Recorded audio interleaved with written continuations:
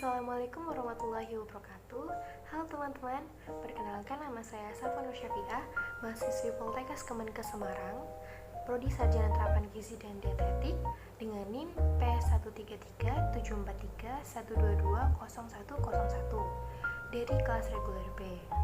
Nah, di sini saya akan sedikit menjelaskan tentang bagaimana sih prosedur pemeriksaan kualitas air dengan uji pendugaan, lalu uji penegasan, dan uji pelengkapan. Nah, di sini saya juga mengutip dari berbagai sumber, yaitu dari video YouTube dan jurnal penelitian. Yuk kita simak penjelasannya. Air merupakan materi esensial bagi kehidupan makhluk hidup, karena makhluk hidup memerlukan air untuk mempertahankan kelangsungan hidupnya. Secara umum, fungsi air dalam tubuh setiap organisme adalah untuk melarutkan senyawa organik, menstabilkan suhu tubuh, dan melangsungkan berbagai reaksi kimia tingkat seluler. Lalu, untuk proses pengolahan air minum, pada prinsipnya harus mampu menghilangkan semua jenis polutan, baik pencemaran fisik, kimia, maupun mikrobiologis. Kualitas air minum itu sendiri harus memenuhi 3 persyaratan. Yang pertama, kualitas fisik, yang kedua, kualitas kimia, dan yang ketiga, kualitas biologis. Kualitas fisik berdasarkan pada kekeruhan, temperatur, warna, bau, dan rasa air minum tersebut. Lalu untuk kualitas kimia, adanya senyawa-senyawa kimia yang beracun, perubahan warna, rupa, dan rasa air, serta reaksi-reaksi yang tidak diharapkan dan menyebabkan diadakannya standar kualitas air minum. Untuk standar kualitas air minum itu sendiri, memberikan batas konsentrasi maksimum yang dianjurkan dan yang diperkenankan bagi berbagai parameter kimia. Karena pada konsentrasi yang berlebihan, kehadiran unsur-unsur tersebut di dalam air akan memberikan pengaruh negatif, baik bagi kesehatan tubuh maupun dari segi pemakaian lainnya. Nah, untuk kualitas biologis didasarkan pada kehadiran kelompok-kelompok mikroba tertentu, seperti mikroba patogen. Jika mikroba ini berlebihan, maka akan mengakibatkan diare. Dan bila mikroba ini menjalar ke organ tubuh lain, maka organ tubuh tersebut akan terinfeksi. Misalnya seperti saluran kencing, lalu akan mengakibatkan infeksi saluran kencing. Dan untuk pemeriksaan kualitas air itu sendiri dapat dilakukan dengan indikator coliform. Yang perlu dilakukan yaitu dengan uji kualitatif dan uji kuantitatif bakteri coliform melalui 3 tahapan. Yang pertama yaitu uji penduga, yang kedua uji penetapan, lalu yang terakhir yaitu uji pelengkap. Untuk melakukan pemeriksaan kualitas air minum itu sendiri diperlukan alat dan bahan yang meliputi. Yang pertama ada alat, yaitu tabung reaksi, tabung Durham, pipet ukur, bunsen, cawan Petri, gelas ukur, jarum Ose, rak tabung reaksi, kertas label, Allen Mayer, serta inkubator. Yang kedua ada bahan, ada media laktose board atau LB, media Brilliant Green Lactase Billboard atau BGLB, media eosin metalin blue atau EMB, alkohol 96% atau 70%, aquades, dan kapas. Untuk cara kerjanya, yang pertama yaitu ada uji pendugaan. Nah, uji pendugaan itu sendiri bertujuan untuk mengetahui keberadaan bakteri coliform pada sampel air. Yang pertama harus disiapkan yaitu 9 tabung reaksi yang di dalamnya telah dimasukkan tabung Durham. Lalu dimasukkan media laktose board yang sudah steril ke dalam masing-masing tabung tersebut.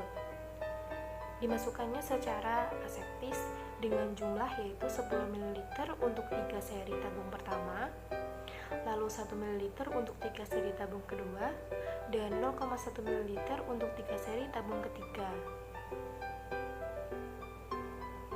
Setelah itu diinkubasikan seluruh tabung tersebut selama 24-48 jam. pada suhu 35 derajat Celcius sampai 37 derajat Celcius. Lalu untuk hasilnya, amati perubahan warna pada biakan yang menandakan adanya fermentasi laktosa oleh bakteri golongan coli, terutama E. coli G. Lalu untuk berikutnya, amati pula adanya gas dalam tabung. Ini digunakan untuk mengetahui ada tidaknya bakteri coliform dalam air. Hasil positif pada tes pendugaan menunjukkan adanya gelembung gas yang dihasilkan pada tabung Durham. Nah, gelembung gas ini dihasilkan dari aktivitas bakteri coliform yang menfermentasikan laktosa sebagai sumber karbohidratnya dan menghasilkan gas sebagai produk akhirnya. Lalu yang kedua ada uji penegasan. Uji penegasan atau uji lanjutan ini digunakan untuk mendeteksi keberadaan bakteri coliform fekal dari sampel air. Pemeriksaan pada tes penegasan ini dilakukan dengan penanaman pada media Brilliant Green Lactosa Billboard atau BGLB dan dilihat ada atau tidaknya pembentukan gas dalam tabung Durham selama diinkubasi 48 jam. Setelah diketahui tabung yang positif dari uji dugaan, kalian mempersiapkan yang pertama tabung reaksi yang masing-masing berisi 10 ml media cair Brilliant Green Lactosa Billboard atau BGLB yang sudah steril dan dilengkapi dengan tabung Durham. Yang kedua, tabung reaksi diberi kode masing-masing dan disesuaikan dengan jumlah tabung positif pada uji pendugaan.